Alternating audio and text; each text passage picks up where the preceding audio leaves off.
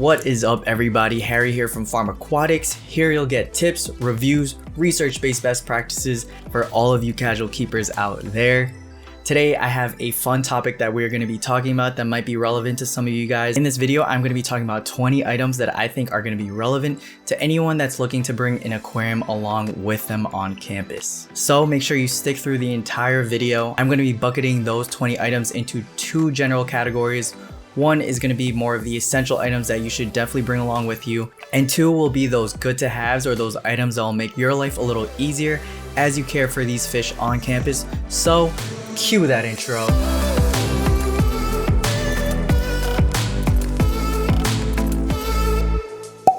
As we all know, summer is slowly coming to an end, and that means school is going to be starting specifically for college students. For those of you who don't know, I actually recently finished pharmacy school, so I've had my fair share of time living on campus and going through the entire college experience. With that, a lot of college kids are going to decide to bring an aquarium along with them once they move into their dorm. Before I get started, I'm going to preface 3 assumptions that I will be taking into consideration as I go through this entire discussion. 1, I'm going to assume you are a beginner fish keeper, which is why you clicked on this video, that's looking to keep fish for the first time and bring your first experience into your dorm. So if you are an experienced fish keeper, chances are you don't really need advice, particularly how to bring a fish into a dorm setting. Thus, you most likely did not search for this video. Second assumption is that you will be keeping at least a 5-gallon tank or higher. Assumption number 3 is that you are keeping freshwater fish, not saltwater fish, because I know diddly squat about saltwater.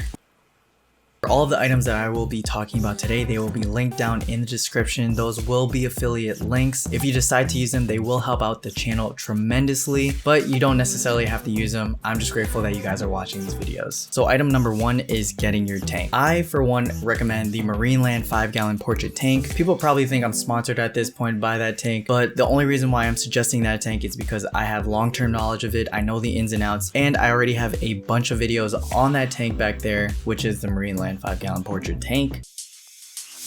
So hopefully those videos will help your time with this tank go without a hitch. Of course, there are a plenitude of other 5-gallon tanks out there, so it really is up to your discretion, but my suggestion is to just make sure that at minimum you get a 5-gallon tank, nothing less. Next item are silk plants. Now this might be controversial, but hear me out real quick. Again, assuming the fish keeper is a beginner, silk plants are low maintenance. You don't have to worry about how much light you're putting on the tank. You don't have to worry about the strength of the light. And we all know that the light that comes with the MarineLand 5-gallon is pretty. Other reasons, say you need to medicate your fish with salt. Oh, I have real plants, I can't do that. Just kidding, I have silk plants. And lastly, putting some form of plants in your tank will allow your fish to hide from the light and will provide some form of enrichment. Just remember to stay away from those abrasive plastics that you might find in those big retailer stores. Go for the silk plants. I'll link one down below because those will ultimately be safer for your fish. It'll decrease the chances that your fish will get harmed or that their fins will get ripped. All in all, keeping silk plants will make the tank look okay and good enough, but ultimately have low maintenance, which is what we are looking for, especially in a college setting where college students are going to be busy, their schedules are going to be hectic, and you might not be able to dedicate as much time to maintaining your tanks. So definitely silk plants are the way to go. Item number 3 is sort of a combination. It's going to be your siphon or your gravel vacuum and your 5-gallon bucket. And make sure when you are picking your siphon, you pick something that is appropriate to the tank size that you are getting. This will save a lot of hassle for you when you are physically cleaning the inside of the tank. With regard to the 5-gallon bucket, I actually recommend that you pick up 2. You can find these 5-gallon buckets at your local hardware stores, and they're usually pretty cheap. You could even look at local restaurants that may get deliveries of food or what have you in 5-gallon buckets, and I've seen local restaurants sell those 5-gallon buckets for really cheap, or they'll give them for free. But the reason why you should get 2 separate buckets is because that way you could dedicate one bucket solely to emptying the dirty water into and using the other bucket to carry the clean water that you put into the tank. One of the perks of having a separate 5-gallon bucket dedicated solely to your clean water is that, say you know that you have to do a water change the next day, what you can do is the day before, fill that bucket with your water, allow it to age for a few hours, and also to reach the same temperature as your room, so that you're not shocking your fish when you're putting this new water into the tank. Item number 4 is both a heater as well as a thermometer. This is self-explanatory, but assuming you are going to be keeping nano fish, there is a high chance that your fish will want to be in warmer waters around 78 degrees Fahrenheit. So keeping a heater as well as a thermometer is going to be important. But you also might want to check beforehand to see if you are going to be given a thermostat in your dorm or if the whole entire building is going to be kept at a constant temperature. If that's the case, heaters may not be necessary because dorms are usually good at keeping and maintaining a good room temperature. If your room doesn't fluctuate from a comfortable room temperature, you're most likely going to be fine and you might not even need a heater. Item number 5 is a gravel substrate as opposed to a sand substrate. Now, a lot of aquarists might differ from my opinion on this, but I think gravel is going to be the most beneficial for college students. In the past, I have kept both types of substrate, sand and gravel, and in my personal opinion, I think gravel is a lot easier to keep clean and vacuum. With gravel, you don't have to worry about it being suctioned up your siphon. You just go in and hit that detritus without having to worry about anything. You just go in there and go like pop, pop, pop, pop. With sand, on the other hand, you have to be very light and you gotta finesse. You gotta slightly tickle the top so that the detritus gets released from the sand, and then you suck the detritus. Like, nobody has time for that, especially for college students. Again, this video is for college students. They're gonna be running and gunning. They gotta clean, they gotta suck up that poop, they gotta suck up that dead plant matter, which, by the way, if you go silk plants, you don't have to deal with that. But keeping in gravel, you make everything so much more simple. Again, I recommend gravel substrate. You could pick whatever color you want. I might judge you a little, but all I'm saying is black is definitely the way to go. And specifically for the MarineLand 5-gallon portrait tank, I recommend that you get at least a 5-pound bag. And in my experience, using a 5-pound bag has created about,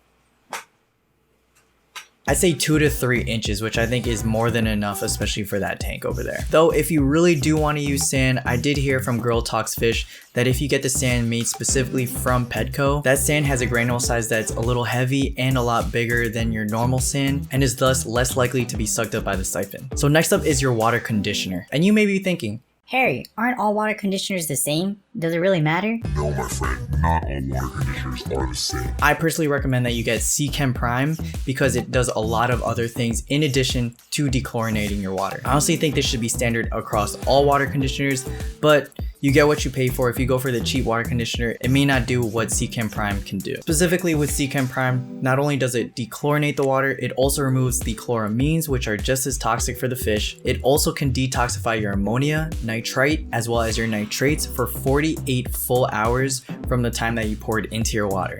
So this is really important, especially for those of you who are going through a freshly cycled tank or a tank that is still in the process of cycling. I know a lot of you will probably be putting your fish a little earlier or earlier than you should, which I do not recommend, but you probably are going to do it anyway. So keep that in mind. Prime can help you in a pinch if you feel like your levels are too high for your fish. Item number 7 is a fishnet.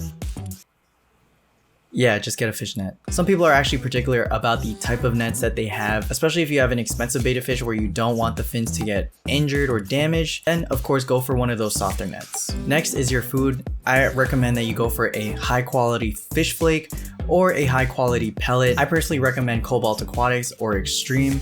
Those have been known to produce very high quality fish flakes. The one rule that I go for is make sure that the first ingredient is a high proportion of protein, which I think is important, especially if you are keeping betta fish. But yeah, food is food. Not all food are created equal. You could do your research on that, but those are my 2 recommendations. Number 9 is ceramic media as well as pillow fill. For those of you who don't know, pillow fill is like a poor man's filter floss. You could get it for really cheap on Amazon. You could even go to Michael's and get it on sale because you know Michael's always has those online coupons of 30% off one regularly priced item.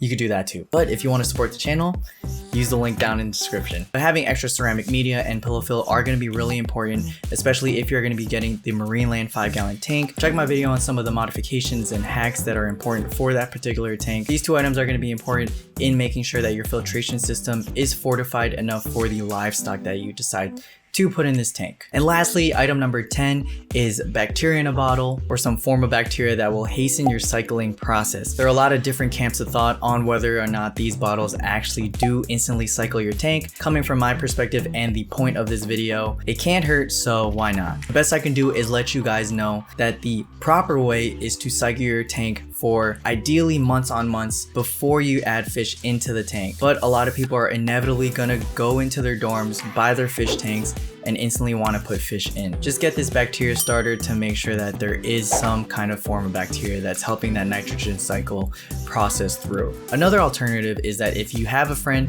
that is also a fish keeper and has been keeping fish for a while, Ask if you could have some of their ceramic media. That will help seed your personal filter. So on to the next part of the video. I have taken enough of your guys' time, so I'm just gonna speed through these next 10 items. Again, these items are gonna be your good to haves or the things that will increase your quality of life.